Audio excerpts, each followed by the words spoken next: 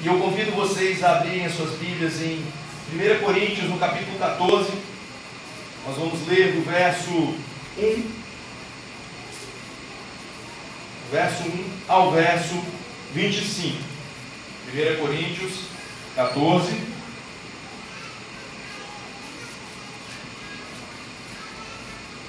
do verso 1 ao verso 25. Amém, meus irmãos? Assim diz a palavra do Senhor. Sigam o amor e procurem com zelo os dons espirituais, principalmente de profetizar. Pois quem fala em línguas não fala para as pessoas, mas fala para Deus. Ninguém o entende, pois por meio do Espírito fala mistérios. Mas o que profetiza fala para as pessoas, edificando, exortando e consolando. O que fala em línguas a si mesmo edifica, mas o que profetiza edifica a igreja. Eu quero que vocês todos falem em línguas, mas muito mais que profetizem, pois quem profetiza é superior ao que fala em línguas, a não ser que as interprete para que a igreja receba edificação. E agora, irmãos, se eu for até aí falando em línguas, que proveito vocês terão, se eu não falar por meio de revelação, de conhecimento, de profecia ou de doutrina? É assim com instrumentos inanimados, como a flauta ou a harpa, quando emitem sons. Se não emitirem sons bem distintos, como se poderá reconhecer o que se toca na flauta ou na harpa? Pois também, se a trombeta der som incerto, quem se preparará para a batalha? Assim também vocês, se com a língua não disserem palavra compreensível, como se entenderá o que é dito? Porque vocês estarão como que falando ao vento. Há, em dúvida, muitos tipos de vozes no mundo, e nenhuma delas é sem sentido. Mas, se eu não entender o significado da voz, serei estrangeiro para aquele que fala, e ele será estrangeiro para mim. Assim também vocês, visto que desejam dons espirituais, procurem progredir para a edificação da igreja. Por isso, quem fala em línguas, ore para que as possa interpretar. Porque se eu orar em línguas, o meu espírito de fato ora, mas a minha mente fica infrutífera. Que farei então? Vou orar com o espírito, mas também vou orar com a mente. Vou cantar com o espírito, mas também vou cantar com a mente. Se você louvar apenas em espírito, como o não instruído poderá dizer o amém depois da oração de agradecimento que você fez? Porque ele não entende o que você diz. A sua oração de agradecimento pode ser muito boa, mas o outro não é edificado. Dou graças a Deus porque falo em línguas mais do que todos vocês. Contudo, na igreja, prefiro falar 5 palavras com o meu entendimento para instruir os outros do que falar 10.000 palavras em línguas. Irmãos, não sejam meninos no entendimento. Quanto à maldade, sim, sejam crianças, mas quanto ao entendimento, sejam pessoas maduras. Na lei está escrito: falarei a este povo por meio de homens de outras línguas e por meio de lábios de outros povos, e nem assim me ouvirão, diz o Senhor. Portanto, as línguas constituem um sinal não para os que creem, mas para os que não creem. A profecia, no entanto, não é para os que não creem, e sim para os que creem. Assim, se toda a igreja se reunir no mesmo lugar e todos se puserem a falar em línguas, no caso de entrarem pessoas não instruídas ou não crentes, será que não vão dizer que estão todos loucos? Porém, se todos profetizarem e entrar ali um não crente ou não instruído, ele será convencido por todos e julgado por todos. Os segredos que ele tem no coração se tornarão manifestos, e assim, prostrando-se com o rosto em terra, adorará a Deus, testemunhando que Deus está de fato no meio de vocês. Pai querido, eis aqui a Tua palavra, Senhor. Oh Deus, lhe damos graça porque nós temos a dádiva de poder ouvir a Tua voz. Deus, que nesse momento o Senhor cresça e eu diminua, que nada que saia de mim venha de mim mesmo, Pai, mas que o Teu Santo Espírito ele fale a cada coração aqui nessa noite. Pedimos a Deus a Tua misericórdia, pedimos o Teu amor derramado sobre nós aqui, Senhor, nessa noite, para que possamos entender a Tua gloriosa palavra, para que saímos daqui edificados, instruídos, ó Deus, e que as nossas vidas elas melhorem, Deus, na nossa condução, de modo a te glorificar aonde quer que nós estejamos. Assim, Deus, é a nossa oração, em nome de Jesus. Amém e amém. Meus irmãos, dificilmente vocês me verão no seio de uma igreja reformada, como é a nossa, que preze pela verdade bíblica. Dificilmente vocês me verão aqui falando em línguas. Dificilmente vocês verão o pastor Érico, o pastor Daniel, ou qualquer irmão aqui que venha a trazer a mensagem falando em línguas. Porque nós temos, meus irmãos, por hábito profetizar, como nós acabamos de fazer aqui nesse momento. Lendo o verso 4, nós podemos ver que o que fala em outra língua a si mesmo se edifica, mas o que profetiza edifica a igreja. Irmãos, esse texto de 1 Coríntios é um texto muito mal interpretado, assim como alguns textos de Atos, e por conta disso nós vemos alguns ensinos e algumas manifestações que são muito mais levadas a cabo pelas experiências do que propriamente pelo que o texto bíblico nos diz. E nós, enquanto cristãos, precisamos ser como os de Bereia. Nós precisamos olhar nas Escrituras aquilo que nos é dito, aquilo que nos é ensinado pelo próprio Deus, para que nós não venhamos a cair em enganos, para que nós não venhamos a sermos seduzidos por coisas que são muito mais fetiches ou qualquer outra coisa que cause alvoroço ao tipo de culto ou aquilo que nós fazemos em nome de Jesus. Meus irmãos, existe muita confusão a respeito do falar em línguas. Nós vemos isso absurdamente no meio evangélico, no meio cristão. Passagens como Atos 2, Atos 19, 1 Coríntios aqui no capítulo 12, 1 Coríntios 14, como é nesse capítulo que nós estamos vendo, tem gerado isso ao longo do tempo. Não há uma concordância. E essa atividade chamada falar em línguas, nós vemos no nosso cotidiano, nos dias de hoje, são na verdade um discurso estático, que muitas vezes que não é uma língua genuína, que não apregou-se que isso é uma linguagem espiritual, que é uma forma de discurso que nós não podemos traduzir.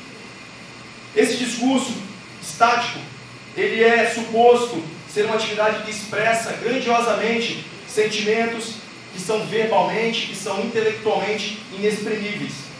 Discurso que passa da razão, que passa por cima do intelecto, que passa de uma mente consciente. É um discurso que, para muitos, é um discurso mais profundo, mais espiritual. E antes mesmo de nós considerarmos se esse dom de falar em línguas hoje, ele é verdadeiramente legítimo, se ele é genuíno, se ele é ainda, nos nossos dias, uma confirmação do que o Espírito Santo começou a fazer em Pentecostes, lá em Jerusalém, é importante nós analisarmos se essa atividade que nós vemos maciçamente no meio pentecostal, no meio neopentecostal, se ela está sendo feita conforme aquilo que a palavra de Deus diz, conforme a orientação que nós temos inclusive aqui nesse capítulo 14. Que a pessoa que fala em outra língua, ela deve orar para que ela possa interpretar. Que a pessoa fala em uma língua estranha no culto, se aquele discurso ele vem acompanhado de alguém que interprete aquilo ali. E alguns irmãos aqui já devem ter tido algumas experiências nesse sentido, de irem a determinados cultos e ali ouvirem pessoas falando nessas línguas estáticas e saírem dali muitas vezes sem que houvesse uma interpretação. Então, a primeira questão que nós devemos considerar é o que é este falar em línguas. O que a Bíblia diz a respeito disso. E para a maioria dos cristãos que não são carismáticos, e quando eu falo cristãos não carismáticos, eu digo aqueles que não acreditam nos dons nos nossos dias. E nós acreditamos nos dons. E por que nós acreditamos nos dons? Porque a Bíblia em momento nenhum diz que os dons cessaram. A Bíblia não fala isso. Então nós nos restringimos ao que a Bíblia nos diz. Se ela falasse que haviam cessado, nós creríamos nisso. Mas a Bíblia não diz que os dons cessaram. Mas nós precisamos entender o que é esse dom de línguas. E vamos entender isso na luz da Bíblia. E aí, meus irmãos, a opinião desses cristãos que não são carismáticos, e esses são chamados de cessacionistas, talvez é um termo que vocês venham a escutar em determinadas situações, eles falam que o falar em línguas ali ele foi um dom especial que Deus deu àqueles cristãos da igreja naquele tempo, permitindo que eles profetizassem em línguas que eles mesmos não falavam e também não entendiam. Então, por meio do Espírito Santo, eles ali conseguiam comunicar a mensagem de Deus, sendo entendidos por pessoas de outras nacionalidades, pessoas que sabiam de outros, que tinham conhecimento de outros idiomas, e não naqueles que eles estavam apenas preparados para falar. Por exemplo, digamos que aqui nos dias de hoje, nós tivéssemos um japonês sentado aqui, algum irmão tivesse convidado esse irmão japonês, essa pessoa japonesa, e ela estivesse aqui sentada no nosso meio. E ela só sabe o japonês, e como um japonês bem instruído, ele vai saber o inglês também. É óbvio, não há um japonês talvez que não saiba o inglês. E aí eu estou falando em português. E ao falar em português, Deus, querendo fazer algo sobrenatural na vida daquele homem, o fizesse entender na língua materna dele aquilo que eu estou falando aqui em português. Então esse seria o dom do Espírito. Seria aí essa ação de Deus naquele momento. Mas isso é para exemplificar aos irmãos. Mas em relação ao dom de línguas, muitas pessoas elas acreditam que ele foi um dom em si de revelação oral da palavra de Deus, porque a Bíblia ainda não estava escrita. E hoje, como nós temos a Bíblia para nós temos a Bíblia traduzida em vários idiomas, ainda faltam muitos idiomas para que ela seja traduzida, mas nós temos a Bíblia, então hoje não seria mais necessário. Essa é a opinião dos irmãos, digamos, que não são carismáticos, e é uma visão mais tradicional acerca dos dons. Mas nós devemos examinar, meus irmãos, esse entendimento para ver se é verdade, se na verdade eles estão certos quanto a isso, ou se aqueles que são carismáticos, que creem na continuidade desse dom, dessa fala estática, o que eles dizem a respeito das Escrituras.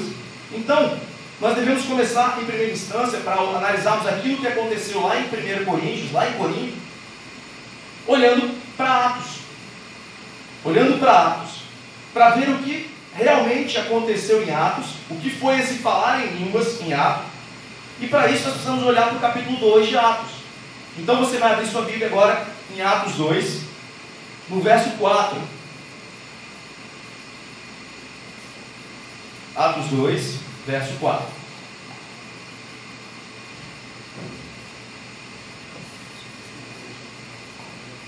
Os irmãos acharem aí, um amém, por favor. Então, Atos 2, 4 diz assim: todos ficaram cheios do Espírito Santo e passaram a falar em outras línguas, segundo o Espírito lhes concedia que falassem. Vai para o verso 6. Quando, pois, se fez ouvir aquela voz, afluiu a multidão, que se possuiu de perplexidade, porquanto cada um os ouvia falar na sua própria língua. Estavam, pois, atônitos, e se admiravam, dizendo: vede, não são porventura galileus todos esses que aí estão falando? E como os ouvimos falar, cada um em nossa própria língua materna? Todos atônitos e perplexos, interpelavam uns aos outros: que quer isto dizer? Outros, porém, zombando, diziam: estão embriagados. E aí o apóstolo Pedro lhe responde aos zombadores, citando a profecia de Joel, no capítulo 2, verso 18, que diz assim: e acontecerá nos últimos dias, diz o Senhor, que derramarei do meu espírito sobre toda a carne, vossos filhos e vossas filhas profetizarão, vossos jovens terão visões, e sonharão vossos velhos. Então, meus irmãos, o que aconteceu de fato ali no Pentecostes? O que causou tamanho choque àquela congregação, aquelas pessoas ali reunidas em Jerusalém para a festa? É dito que ali haviam medos, elamitas, os naturais da Mesopotâmia, da Judéia, da Capadócia, Ponto e Ásia, Frígia, Panfília, Egito, as regiões da Líbia, nas imediações de Cirene, romanos, cretenses, arábios, e todos esses ouviram aqueles galileus falando em suas próprias línguas a grandeza de Deus, as grandezas de Deus. E a presente exposição que eu quero fazer para os irmãos nessa noite, ela tem embasamento bíblico para afirmar, meus irmãos, que o dom de línguas, ele era a capacidade que aqueles irmãos tinham de falar línguas conhecidas. Não era nenhum tipo de fala estática, não era nenhum tipo de língua estranha. Para os irmãos terem ideia, no original grego, a palavra estranha nem aparece no original grego. Então foi algo que foi criado, foi colocado nesse contexto. E muitos comentadores bíblicos modernos, na atualidade, eles têm a opinião de que esse dom ele envolvia realmente uma fala estática. Mas há certos fatores que nós devemos analisar à luz da palavra de Deus que lançam alguma dúvida sobre a exatidão dessa interpretação que se tem. E, em primeiro lugar, eu quero expor para os irmãos que, quando nós olhamos para Atos, no texto que nós acabamos de ler, parece ser muito claro que o línguas registrado ali eram línguas conhecidas. Não eram línguas de anjos, como se diz. Então, Lucas, autor de Atos, ele escreveu esse livro de Atos em 60 a 62 depois de Cristo. Então, o Pentecostes ele aconteceu 50 dias após a ressurreição de Cristo. Lucas, que era um amigo íntimo do apóstolo Paulo, que andava com Paulo, ele escreveu Atos dos Apóstolos depois que Paulo escreveu 1 Coríntios. 1 Coríntios foi escrito por volta de 55 depois de Cristo. E Lucas provavelmente estava com Paulo em Corinto. Nós não podemos afirmar, mas provavelmente eles andavam juntos em determinadas situações. Pode ser que Lucas estivesse ali. Então, só esses dois fatos por si só, eles já levariam o Lucas a fazer uma distinção do fenômeno de línguas estranhas, línguas estáticas, daquele que aconteceu em Atos de línguas conhecidas, se ele existisse. Em outras palavras, eu quero dizer para os irmãos que 1 Coríntios, ele deve ser interpretado segundo aquilo que ocorreu em Atos. Isso é uma regra hermenêutica. A hermenêutica é a interpretação do texto bíblico. Então é o desconhecido pelo conhecido. É o que nós conhecemos em Atos e o que nós vemos em Corinto.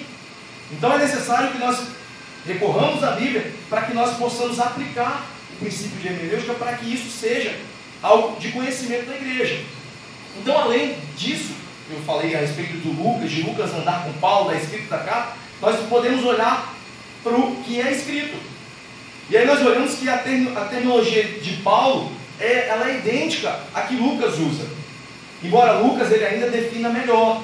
Paulo ele usa a palavra grega glossa, que quer dizer língua, tem esse significado. Lucas ele usa a palavra glossa, mas ele também usa a palavra dialectos, que é ainda mais específica. Nós vemos essa palavra em Atos 1:19, Atos 2:6, Atos 8, Atos 21:40 e outros textos, que é uma palavra que em todos os casos ela se refere a línguas de nação, a língua de uma região. Então, línguas conhecidas. Então, meus irmãos, é bastante inacreditável que esses fenômenos descritos pelos dois escritores em termos idênticos, eles sejam algo diferente. Então precisamos, antes de fazer uma doutrina por meio de experiências, nós precisamos fazer a doutrina por aquilo que é correto, uma palavra de Deus. É ela que tem que ser a nossa regra de fé e prática. É ela que deve nos embasar naquilo que nós cremos ou que não cremos. Então, a intenção do dom era que esse dom ele fosse um sinal para os judeus. E aí nós vemos, quando ele fala no verso 21, acompanhe aí comigo. Verso 21 e 22. Visto que a morte... desculpa, eu estou em outro texto. Agora fui certo. O vento está me sabotando. Na lei está escrito: falarei a este povo por meio de homens de outras línguas e por meio de lábios de outros povos, e nem assim me ouvirão, diz o Senhor. Portanto, as línguas constituem um sinal não para os que creem, mas para os que não creem. A profecia, no entanto, não é para os que não creem, e sim para os que creem. Então, nós olhamos para o que fala aqui em Coríntios, e nós olhamos também para o que está no Velho Testamento. E aí nós vamos para Isaías 28:11, que diz assim, não precisa abrir sua Bíblia: assim por lábios gaguejantes e por outra língua falará a este povo. Então, como também, quando nós olhamos no próprio livro de Atos, nós vemos no capítulo 1, no verso 8, que se refere ao cumprimento dessa ordem dada, que diz assim: mas recebereis a virtude do Espírito Santo que há de vir sobre vós, e semeis minhas testemunhas, tanto em Jerusalém como em toda a Judéia e Samaria e até os confins da terra. Então, meus irmãos, lá no Pentecostes foi inaugurada a obra do Espírito, a qual ela reverteria aquela maldição lá de Gênesis 11, da Torre de Babel, das línguas, da confusão das línguas, que são línguas conhecidas. Nós precisamos entender, meus irmãos, que o falar em línguas ele tinha dois gumes. Primeiro, ele era um sinal para despertar os judeus, e em todos os casos da manifestação desse dom, existiam judeus presentes. Atos 2, nós vemos isso, e assim sucessivamente. E um sinal também de Deus, de uma obra de que Deus reuniria aqueles redimidos sob a bandeira do Messias. Então ele tinha esses dois grupos. Se nós nesse momento introduzíssemos línguas estranhas, línguas estáticas aqui, nós causaríamos uma confusão em diversos aspectos em relação aos textos bíblicos que nós citamos. Então, meus irmãos, quando nós olhamos ali para o verso 1, e eu quero que você volte a ele, por favor, nós vemos ali a palavra seguir. Sigam o amor e procurem com zelo os dons espirituais, principalmente o de profetizar. Quando nós vamos para esse verso, e nós vemos aqui o seguir, ele literalmente quer dizer buscai, denota uma ação, e isso é mais forte ainda do que desejar, do que algo que nós desejamos. Então, ao que parece, segundo essa declaração que nós vemos aqui no texto bíblico, embora os dons espirituais eles sejam concedidos soberanamente, eles não são necessariamente garantidos assim que a pessoa se converte. É necessário que haja uma busca, é necessário que haja uma procura daquilo para que possa haver um crescimento. Então, meus irmãos, principalmente quando nós olhamos para esse verso 1, ele aponta para uma avaliação que Paulo fez a respeito da profecia, em contraste a essas línguas. Ele diz assim: falar em línguas não edifica, isso não traz benefício sem interpretação, porque na verdade isso apenas inebria, isso deixa as pessoas com confusão. Então, quando nós olhamos para Coríntio, nós precisamos entender um pouquinho da história, precisamos voltar um pouquinho em Atos e entender o que aconteceu em Atos, para que a gente possa entender um pouco do contexto de Corinto. Atos, quando nós olhamos para a história, quando nós olhamos para o Pentecostes, os judeus, eles, como os irmãos sabem, eles foram levados para alguns cativeiros. Houve o cativeiro babilônico. Esses judeus eles foram tirados de Jerusalém por Nabucodonosor e foram levados para o Império Babilônico. Lá eles ficaram. Lá eles se misturaram com outros povos que eram dominados por eles. Lá eles passaram um bom tempo. Isso aconteceu por volta de 680, 690 antes de Cristo. E esse povo judeu que lá estava, ele perdeu o contato com Jerusalém, com aqueles irmãos que eles estavam e tudo mais. E aí veio o Sírio da Pérsia e derrubou o Império Babilônico. E Ciro falou assim: opa, agora no meu domínio vocês judeus podem ir embora. Podem ir embora. Alguns judeus voltaram, outros judeus permaneceram por ali ou pararam em algumas nações vizinhas e ficaram aquilo ali. Só que desse contexto até isso aqui, vamos botar aí em torno de 5 séculos. Então esses judeus, eles já não eram os judeus originais, eles eram judeus que tinham uma outra língua, eles podiam ter traços da língua hebraica, do aramaico, mas eles tinham uma língua materna. E aí, o que acontece? Esses judeus, eles iam para a festa de Pentecostes, certo? E lá, eles ouviam a pregação, eles ouviam a exposição das Escrituras na língua alta, que era o hebraico, certo? Mas muitas vezes eles estavam ali por uma tradição, pela religiosidade. E quando o Espírito Santo desce no Pentecostes, essas pessoas, esses judeus, eles começam a ouvir galileus, como o texto diz, que estavam falando na língua deles, falando no idioma materno, eles ouviam no idioma materno, então eles conseguiam entender as grandezas de Deus no contexto que eles estavam. E quando nós corremos aqui para Corinto, que é onde nós estamos, nós vemos que Corinto era uma cidade no cruzamento do Império Romano. Era uma cidade de muita movimentação, de muito comércio.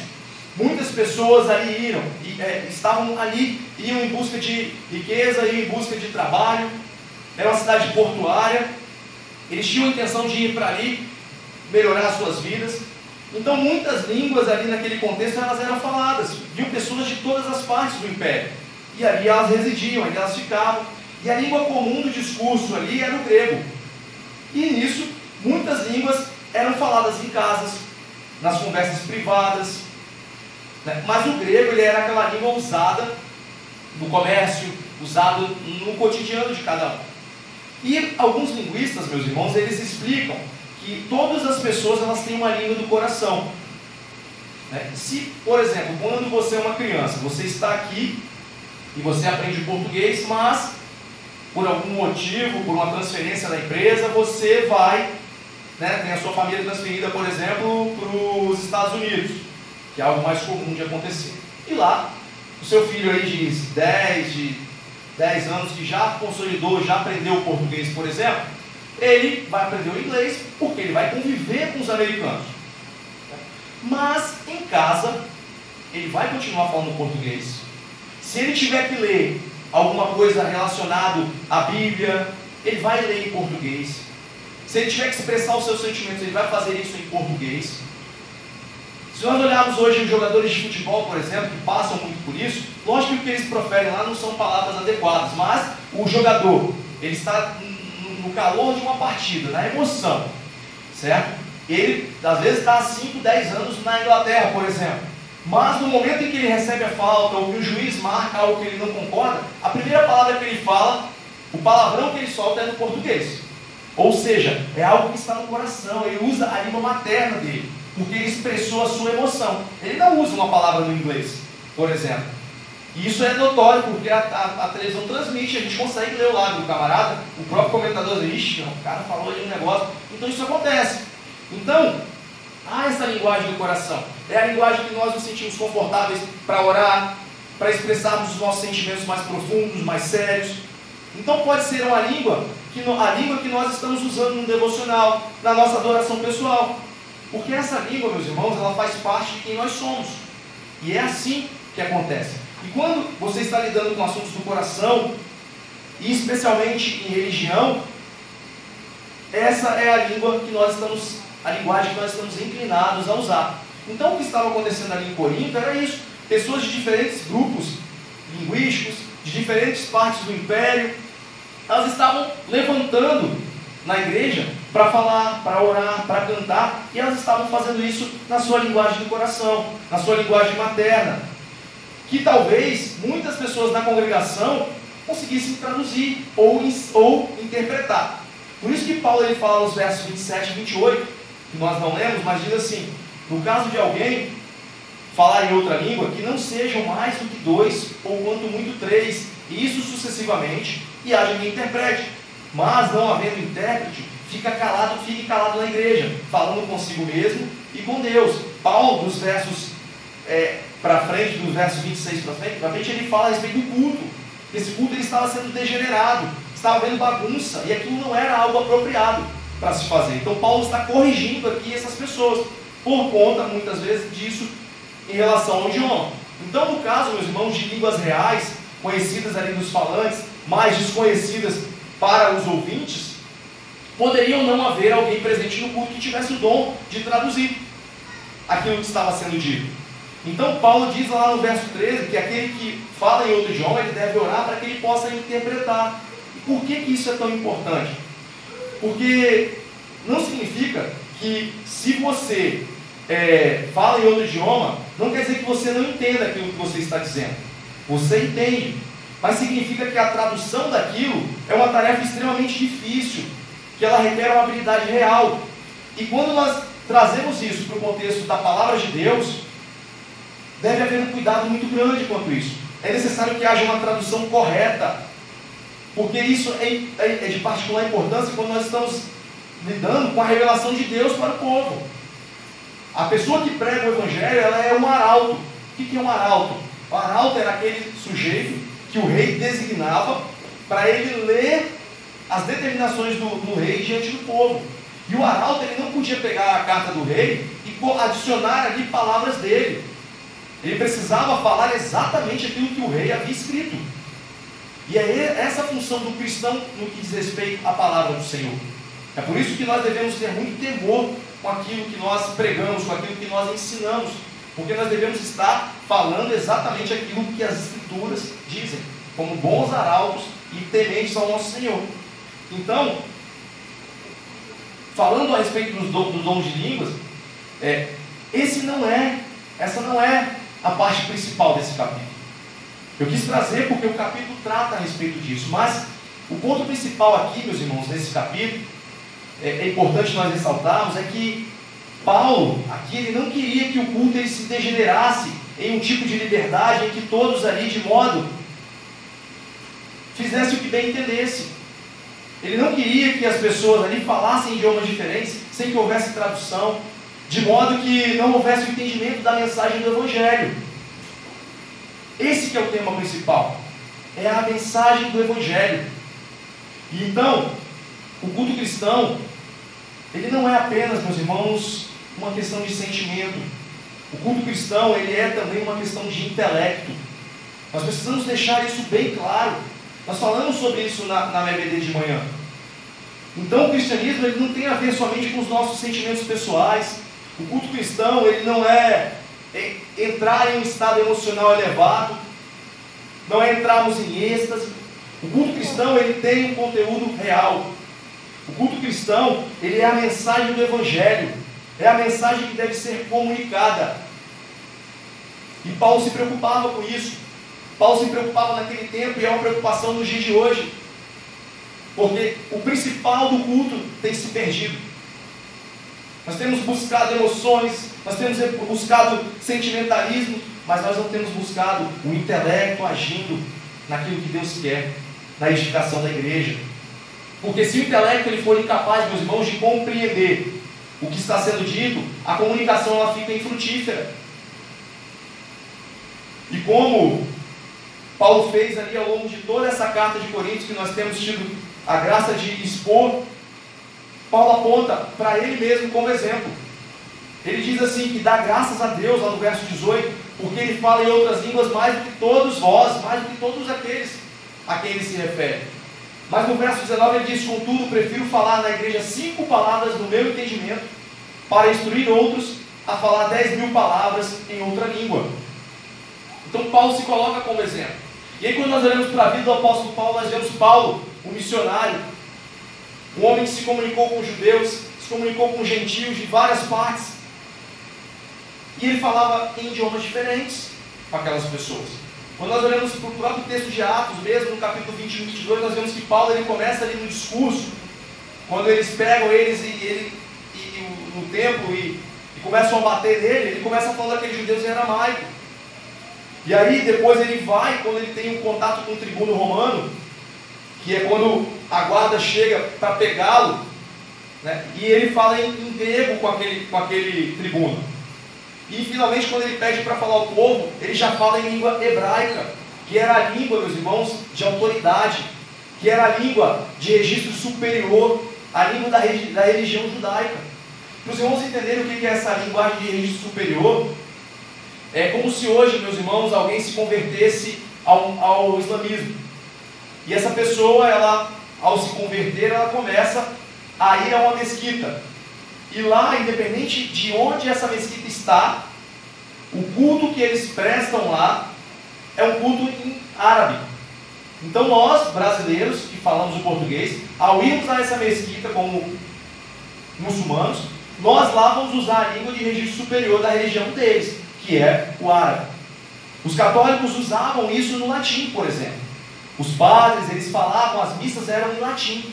Essa era a linguagem de registro superior naquele tempo. Então Paulo ele fala para os judeus na linguagem de registro superior deles lá, o hebraico. Então, meus irmãos, Quando nós olhamos para esse contexto, nós vemos que Paulo, ele é grato por sua habilidade linguística, né? E isso é uma bênção, porque ele é capaz de se comunicar ali com pessoas de diferentes origens. Mas ele precisa fazer isso de forma inteligível, de forma a que as pessoas elas entendam, porque a mensagem do Evangelho ela deve ser entendida. Esse deve ser o cerne. Deve haver esmero para que isso aconteça. Porque se ela não for entendida, a comunicação ela não daria frutos. Não haveria frutificação. Então, ele não estaria apenas ali se beneficiando, ele também estaria beneficiando aqueles que estivessem ouvindo a mensagem. Porque, meus irmãos, quando nós olhamos para o contexto da igreja, é disso que se trata. Se trata naquilo que as pessoas, naquilo que vocês estão recebendo, naquilo que vocês estão ouvindo. Porque se eu falar algo aqui que não seja entendível aos irmãos, essa comunicação ela é unilateral. Então, não vai dar fruto. Essa comunicação ela será inútil. E é por isso, meus irmãos, que nós vemos inúmeros cristãos nos nossos dias infrutíferos. Pessoas que não conhecem a palavra de Deus. Pessoas que não conhecem o Deus da Bíblia. Porque elas chegam no culto e em 1 hora de pregação, 45 minutos são línguas estáticas. O restante é música e olha lá. E as pessoas entram no culto e elas saem da mesma forma como elas entraram, sem edificação. E consequentemente não há fruto, não há uma vida cristã frutífera para a glória do nosso Senhor Jesus. Então, meus irmãos, se a igreja ela não está sendo construída pelo que está sendo comunicado, então essa comunicação ela é inútil. Isso de fato é prejudicial, porque no caos de haver várias pessoas ali comunicando idiomas diferentes, sem que houvesse tradução, imagine um incrédulo, uma pessoa visitante, chegando aqui na igreja, nós todos aqui falando em idiomas diferentes. Essa pessoa ela ia entrar, ela não ia receber uma comunicação que desse frutos, e ela ia imaginar que todos aqui nós estivéssemos doidos. E muitas vezes é o que acontece no contexto da igreja nos dias de hoje. As pessoas entram para fazer uma visita e elas se assustam com o que elas veem. Aquilo impacta elas negativamente, porque ela imagina que aquelas pessoas ali elas estão loucas. Então, isso é muito complicado. Lá em Corinto, aquelas pessoas da região, daquela sociedade, elas já achavam que os estrangeiros, né, que falavam outros idiomas, eles pronunciavam um balbuciário infantil. Eles viam isso com resistência naquele meio. Então, se eles entrassem em um culto da igreja e não houvesse compreensão daquilo que era dito, eles não aproveitariam nada de bom. Então, meus irmãos, o que eu quero dizer para vocês é que o Espírito Santo ele usa meios para realizar a sua obra. E um desses meios é a pregação do Evangelho. E isso significa que esse Evangelho ele deve ser compreensível para que haja frutos, para que nós tenhamos frutos. Então Paulo diz: procurai com zelo os dons espirituais, mas principalmente que profetizeis. E por que Paulo fala isso? Porque a profecia, a palavra de Deus, ela é capaz, meus irmãos, de edificar, ela é capaz de encorajar, ela é capaz de dar conforto, porque ela é compreensível, porque ela comunica as verdades de Deus. Então é necessário que nós entendamos que a igreja ela deve ser edificada. Esse é o cerne. E nós vemos isso abundantemente em Paulo falando. Leia aí verso 3, depois verso 5, verso 12, verso 17. Em todos eles Paulo fala a respeito da importância da edificação da igreja. Isso é importantíssimo para nós. Então Paulo, ele diz aquilo que ele está falando a respeito de toda essa carta, que os cristãos em Corinto, eles deveriam se lembrar que eles são partes do corpo de Cristo, e que tudo o que fizessem deveriam colocar os outros membros do corpo em primeiro lugar, e não eles mesmos, porque eles estavam sendo egocêntricos na sua adoração, eles estavam pensando somente em si mesmos, colocando-se no centro daquilo. E eu digo para os irmãos nessa noite que o egoísmo ele não tem lugar nenhum no culto cristão, e muito menos na vida cristã. Ser seguidor de Cristo, meus irmãos, significa doar-se, significa não simplesmente receber por si mesmo. Como cristão, como Cristo fez, e nós devemos olhar para Ele. Nós devemos nos doar completamente por amor ao povo de Deus. Então aqui, enquanto igreja, nós devemos nos doar uns aos uns pelos outros. Nós precisamos entender isso, meus irmãos. Então, novamente, o que Paulo nos diz aqui é que quaisquer dons que nós venhamos a receber, qualquer dons que nós tenhamos, nós devemos usá-los não para nós mesmos, não para os nossos desejos e nosso próprio benefício, mas nós devemos usar para o benefício do corpo de Cristo. Paulo, é isso que Paulo está dizendo. Porque eu posso estar orgulhoso de aprender o inglês e vir aqui e começar a falar inglês com os irmãos sem que ninguém entenda nada. Mas eu não produzirei frutos nos irmãos. Eu apenas estarei satisfazendo o meu ego, querendo me amostrar para os irmãos, me dizendo superior em determinadas coisas, do que de fato edificar a igreja. Porque o foco, ele não está em mim. O foco está sempre no outro. O foco está no irmão. É isso que nós devemos ter em mente, que nós devemos servir, meus irmãos. Porque o foco de Paulo não é naqueles que é naqueles que estão ouvindo a mensagem. Nós precisamos pensar nisso. Eu tenho que transmitir algo que vai edificar as pessoas, porque elas são realmente importantes. Então nós precisamos ter isso como base da nossa condução, porque a adoração ela deve ser inteligível para todos nós. A adoração ela deve fazer com que as pessoas elas sejam edificadas, elas tenham a palavra pregada verdadeiramente na sua essência, no seu coração, porque essa palavra é o que vai gerar a mudança, a transformação, pela ação do Espírito Santo na vida de cada uma delas. Então, meus irmãos, nós podemos falar várias linguagens cristãs, nós podemos usar jargões, nós podemos ter uma forma de comunicação superior às outras, mas se ela não for bem compreendida, ela vai ser inútil. Então, nós precisamos nos esforçar para sermos compreendidos, mesmo por parte dos pregadores, mesmo por aqueles que não são pregadores, mas que precisam exercer a função que Deus nos deu enquanto servos dele, que é pregar o Evangelho, que é estarmos preparados e aptos para pregar esse Evangelho em qualquer tempo, em qualquer local, em qualquer circunstância que nós estejamos. Pregue a tempo e fora de tempo. Então, meus irmãos, os nossos cultos eles devem ser ordenados. Os nossos cultos eles não podem ser afundados no caos, porque a mensagem do Evangelho por si só já é ofensiva o bastante. Nós não precisamos adicionar a essa mensagem loucura, esquisitice, coisas bizarras, não. O Evangelho por si só, ele já causa ofensa nas pessoas. Então nós precisamos entender isso. Não precisamos dar a essa pregação aparência de loucura. A nossa adoração ela jamais deve ser egoísta. Nós precisamos, meus irmãos, focar no outro. O corpo ele só vai ser fortalecido quando as coisas elas são feitas decentemente e com boa ordem, segundo aquilo que a palavra de Deus nos diz. Porque o nosso Deus ele não é um Deus de confusão. Meus irmãos, talvez vocês estejam pensando que eu estou limitando o nosso culto, o nosso relacionamento com Deus a uma fé só embasada no intelecto. E se vocês estão pensando isso, ou se eu transpareci isso, não foi a minha intenção. A nossa fé, meus irmãos, nós não podemos ter exageros. Nós não podemos ser intelectuais ao ponto de simplesmente nos assentarmos em proposições intelectuais, por exemplo, ou entendimento intelectual.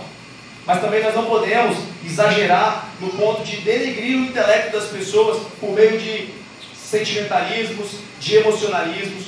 Nós precisamos evitar os extremos, meus irmãos.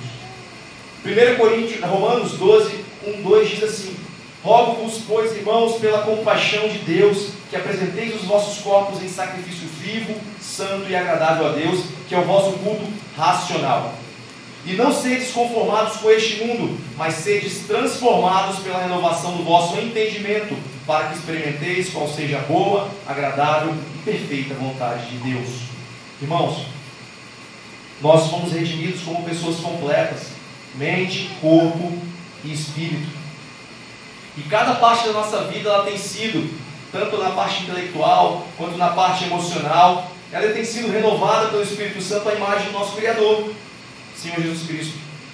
E esses dons que nós recebemos, em todos os aspectos, eles devem ser usados para que o povo de Deus ele seja beneficiado.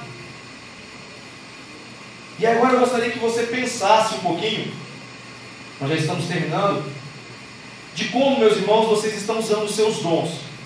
Como vocês têm usado esses dons, sejam eles quais forem, para que haja edificação no corpo de Cristo. E por que eu estou dizendo isso, meus irmãos? Nós falamos acerca de dons, nós falamos acerca de utilização desses dons, nós falamos acerca de edificação do corpo de Cristo. E nós, quando somos chamados por Deus, quando nós somos batizados, nós fazemos parte de uma igreja. Nós fazemos parte da igreja invisível, nós fazemos parte da igreja visível, que é essa aqui que nós estamos. Mas quando nós olhamos para o contexto de igreja, será que cada um de nós que se faz aqui presente, cada uma das pessoas que se dizem cristãs, que estão em outras igrejas ao nosso redor, será que essas pessoas elas entenderam realmente para que elas foram chamadas? Será que essas pessoas elas têm usado, elas têm sabido que Deus lhes deu dons e que esses dons devem ser usados para a glória dele? E a igreja é um local onde isso é exercitado ou deve ser exercitado?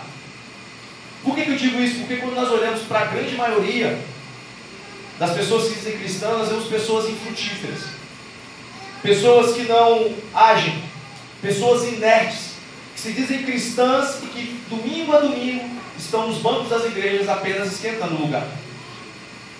Então, como é que você tem usado os seus dons? E por que eu digo isso? Quando nós vamos em 2 Coríntios 5,17, diz assim que, se alguém está em Cristo, nova criatura é. As coisas velhas se passaram, tudo se fez novo. Meus irmãos, o regenerar do nosso coração é algo que o Espírito Santo ele faz. E quando ele regenera esse coração, nós somos uma nova criatura. Então, sendo nova criatura, as nossas atitudes, a nossa vontade, o nosso desejo, ele muda. Nós gostávamos e amávamos as coisas desse mundo, buscávamos as coisas do mundo, elas eram prioritárias nas nossas vidas, o nosso trabalho, os nossos filhos, a minha viagem de final de ano, a minha casa maravilhosa, o meu carro maravilhoso. Essas coisas elas eram prioridades na nossa vontade antiga. Mas quando Deus regenera o nosso coração, a nossa vontade ela muda. Agora, que cristão que professa Cristo, e eu digo que quando você professa Cristo, quando você tem um encontro verdadeiro com Cristo, é como se uma carreta passasse em cima de você. Você não tem como ficar igual você era antes. Sequelas boas ficarão para a glória do Senhor. E quando nós olhamos para o seio da igreja, e eu digo para essa igreja, eu digo para todas as igrejas, nós vemos pessoas que se dizem cristãs, mas que não servem a Deus. Não servem. Irmãos, se houve regeneração, vai haver mudança, vai haver desejo de servir a esse Senhor, servi-lo com gratidão, servi-lo com amor, servi-lo o colocando acima de todas as coisas nas nossas vidas. Mas quando nós olhamos, nós vemos pessoas indiferentes para com os próprios irmãos da igreja. Nós vemos pessoas, meus irmãos, que negligenciam as coisas do reino de Deus. Pessoas que não são capazes de contribuir com nada. Com nada. Precisamos entender, meus irmãos, que isso também evidencia um relacionamento distante com Deus. Então, se você não faz isso no seio da comunidade, você automaticamente em casa, em qualquer lugar, você não vai ter um relacionamento com Deus. Então, que nessa noite você possa olhar para dentro de você. Porque se você professou a Jesus Cristo como Senhor e Salvador da sua vida, se você passou por um batismo, e seu coração ele foi mudado verdadeiramente, tem que haver mudança na vida do cristão. Porque senão, meus irmãos, você faz parte apenas de mais um grupo gospel. Essa que é a verdade. Então nós precisamos entender isso, porque no batismo, o velho homem, como diz Lutero, ele pensou, Lutero, que o homem tinha sido afogado. Mas na verdade ele viu que o desgramado sabia nadar. Então todo dia ele luta contra o velho homem. E eu luto. E eu sei que tem pessoas aqui que lutam contra isso. E se você está lutando, meu irmão, glorifique ao Senhor, porque é Ele que está fazendo você lutar. E quer dizer que você está vivo porque Ele te regenerou. Porque se você não luta contra o velho homem, é porque você está morto. Você não está em Cristo. Então, meus irmãos, é necessário, quando nós olhamos para a igreja, de domingo após domingo, nós vemos crentes, nós vemos pessoas que vivem como pessoas do mundo, pessoas que não se comprometem com Deus, que não obedecem, que não desejam servi-lo. E todo mundo hoje quer dizer que é crente, mas você olha para a vida da pessoa, não há cruz. Você olha para a vida da pessoa, não há renúncia. Não há evidência nenhuma de um relacionamento sincero com Deus. Porque a minha vida é a prioridade. O que eu penso, o que eu quero, o que eu desejo, o que eu amo. Não há cruz. Irmãos, isso acontece porque muitos não conseguem entender que é a nossa semelhança com Jesus que nos diferencia das outras pessoas. É o nosso desejo de estar perto de Deus. É o nosso desejo de amar a esse Deus. E a proposta de Jesus, ela sempre foi diferente desse evangelho vazio, que muitos aqui aprenderam, que muitos aqui têm arraigado dentro deles, desse evangelho abandonado, desse evangelho revestido de sentimentos egoístas, que tem ensinado no seio da igreja moderna, inclusive, que muitos que se dizem cristãos, eles devem buscar os seus próprios interesses, algo pessoal, algo individual, algo que não vai de encontro a propósitos, aos propósitos ensinados por Deus, para que Ele seja glorificado por meio de Jesus. E sabe por que isso é muito difícil? Porque as pessoas não entendem isso, porque elas não estudam a palavra. Elas foram edificadas por línguas estranhas, por emoções, por sentimentos, pela cultura do mundo, e não pela força da palavra do Senhor. E a fé vem pelo ouvir, e ouvir a palavra de Deus. Então a fé verdadeira, ela vem por meio da palavra. Onde não há palavra, não há fé verdadeira. A matemática é simples. Porque muitos querem ir para a igreja buscar a bênção de Deus, menos o Deus das bênçãos. Não querem ser usados por Deus para servir, mas eles querem ser servidos. E em meio, meus irmãos, a esse contexto tão caótico que nós vivemos, eu em particular olho lá para o Evangelho de Mateus, no capítulo 9, versos 36 e 38, e lá eu leio da seguinte forma, e isso fala muito ao meu coração, isso me conforta. E vendo as multidões, teve grande compaixão delas, porque andavam cansadas e desgarradas, como ovelhas que não têm pastor. Então disse aos seus discípulos: a seara é realmente grande, mas poucos são os ceifeiros. Rogai, pois, ao Senhor da seara, que mande ceifeiros para a sua seara. E eu tenho rogado todos os dias, meus irmãos, para que o Senhor mande ceifeiros, pessoas que amem a Ele sobre todas as coisas, pessoas que não temam nada mais do que o pecado, que é o que nos afasta do nosso Deus, para que essa obra aqui, para que as demais obras, para que as demais igrejas tenham pessoas fiéis ao Evangelho, fiéis ao nosso Senhor e Salvador Jesus Cristo. E para encerrar, um grande evangelista britânico chamado Leonard Ravenhill, ele disse certa vez, um comentário a respeito do texto da carta aos Hebreus, e ele diz assim: quando eu leio Hebreus eu caio de joelhos, pois nenhuma pessoa em Hebreus teve uma Bíblia. Tem um versículo lá que me deixa perplexo, que diz o seguinte: os quais pela fé venceram reinos, praticaram justiça, alcançaram promessas, fecharam as bocas dos leões. Hebreus 11, 33. E então o verso 35 diz: não aceitando o seu resgate. E o que isso queria dizer para Leonard Ravenhill é que ele preferiria morrer do que falhar em Cristo. Que nessa noite, meus irmãos, nós entendamos que Deus nos deu os dons. Que se Deus ele te chamou verdadeiramente, Ele te deu dons para que você o use para a glória do nome dEle. E que esses dons eles sejam a serviço do Deus de paz, daquele que nos chamou, daquele que está em nós, que Ele possa nos conduzir para a glória do nome dEle. Amém, meus irmãos? Se coloquem de pé, vamos orar.